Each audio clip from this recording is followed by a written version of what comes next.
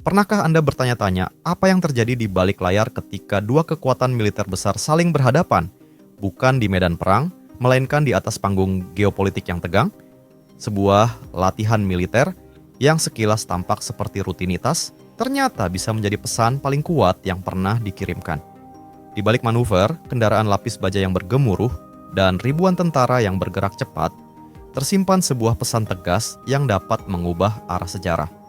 Ini bukan sekadar latihan. Ini adalah tarian diplomatik yang berbahaya, dan setiap langkahnya memiliki bobot ribuan nyawa dan masa depan sebuah benua. Di tengah lanskap geopolitik yang semakin rapuh, Aliansi Pertahanan Atlantik Utara atau NATO membuat langkah yang belum pernah terjadi sebelumnya. Mereka mengaktifkan dan mengerahkan pasukan inti mereka yang dijuluki sebagai pasukan tombak atau secara resmi dikenal sebagai Very High Readiness Joint Task Force (VJTF) untuk sebuah latihan skala besar di Polandia. Latihan yang diberi nama Noble Jump ini bukan sekadar rutinitas militer. Ini adalah demonstrasi kekuatan yang disengaja dirancang dengan hati-hati sebagai sinyal yang jelas dan tidak ambigu kepada Moskow, terutama di tengah bayang-bayang konflik yang terus membara di Ukraina. Bersiaplah untuk memahami mengapa pergerakan 2.100 tentara di suatu tempat di Eropa Timur bisa membuat seluruh dunia menahan napas. Pengerahan VJTF dalam latihan Noble Jump bukan sekadar pergerakan unit. Ini adalah sebuah operasi logistik masif yang melibatkan setiap elemen dari rantai komando multinasional.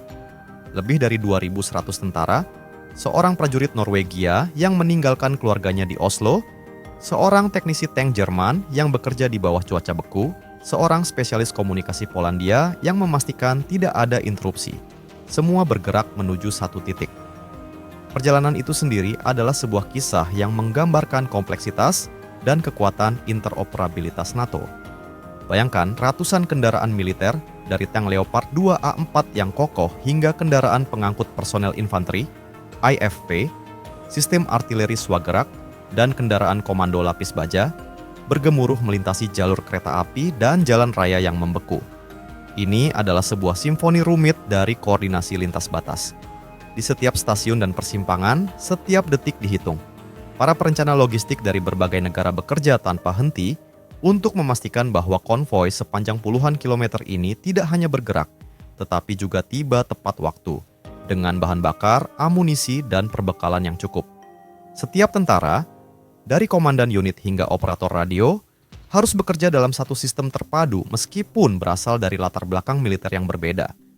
Mereka harus berbicara dalam bahasa yang sama, yaitu bahasa prosedur militer NATO, untuk menghindari miskomunikasi yang bisa berakibat fatal. Tujuannya adalah untuk membuktikan bahwa NATO tidak hanya memiliki kekuatan, tetapi juga kemampuan untuk menggerakkannya dalam waktu yang sangat singkat, 48 hingga 72 jam. Kemampuan respons cepat ini, yang menjadi inti dari VJTF, dirancang khusus untuk membuat musuh berpikir dua kali sebelum melancarkan serangan. Di tengah dinginnya udara Eropa Timur, VJTF tidak hanya berlatih, tetapi juga mengirimkan pesan bahwa janji untuk saling membela yang tertuang dalam pasal 5 adalah sebuah komitmen yang hidup dan bernapas, bukan hanya tulisan di atas kertas. Latihan ini adalah demonstrasi nyata bahwa NATO dapat mengumpulkan kekuatan yang tangguh dan terkoordinasi dari seluruh penjuru Eropa dalam hitungan jam, bukan minggu. Latihan Noble Jump tidak terjadi di ruang hampa. Lokasinya di Polandia memiliki makna simbolis dan strategis yang sangat mendalam, yang berakar dari sejarah panjang dan pahit negara tersebut. Selama berabad-abad, Polandia telah berfungsi sebagai buffer state, sebuah jembatan geografis antara kekuatan besar Eropa Barat dan Kekaisaran di Timur.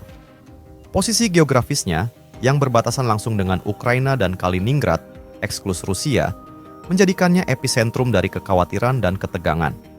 Ada sebuah wilayah sempit yang sangat krusial yang dikenal sebagai Suwalki Gap, sebuah koridor darat strategis yang membentang di antara Kaliningrad dan Belarus. Para ahli militer sering menyebutnya sebagai titik lemah NATO, karena jika wilayah ini dikuasai oleh Rusia, itu akan secara efektif memutus negara-negara Baltik, Lituania, Latvia, Estonia dari anggota NATO lainnya. Latihan ini adalah respons langsung terhadap gejolak yang sedang berlangsung di timur, sebuah pertunjukan nyata dari kesiapan NATO untuk melindungi negara-negara anggotanya, termasuk Polandia dan negara-negara Baltik, dari potensi ancaman. Bagi Polandia, kehadiran VJTF bukanlah provokasi, tetapi jaminan yang sangat dibutuhkan. Ini adalah cara NATO untuk menyatakan bahwa mereka tidak akan mengulangi sejarah, di mana negara-negara di garis depan dibiarkan sendirian. Noble Jump adalah sebuah pengingat bahwa di era ketidakpastian ini, perbatasan suatu negara adalah tanggung jawab bersama seluruh aliansi. Latihan ini juga berfungsi sebagai pesan internal bagi rakyat Polandia dan negara-negara tetangga, bahwa NATO berdiri teguh di sisi mereka, dan komitmen pertahanan kolektif tidak dapat diganggu-gugat. Dari Moskow, narasi yang beredar sangatlah berbeda. Mereka melihat latihan ini bukan sebagai pertahanan, tetapi sebagai provokasi yang disengaja. Kremlin menafsirkan setiap pergerakan NATO ke arah timur sebagai bagian dari rencana untuk mengepung dan mengancam Rusia. Media pemerintah Rusia pun tak tinggal diam menyuarakan peringatan tentang meningkatnya ketegangan regional.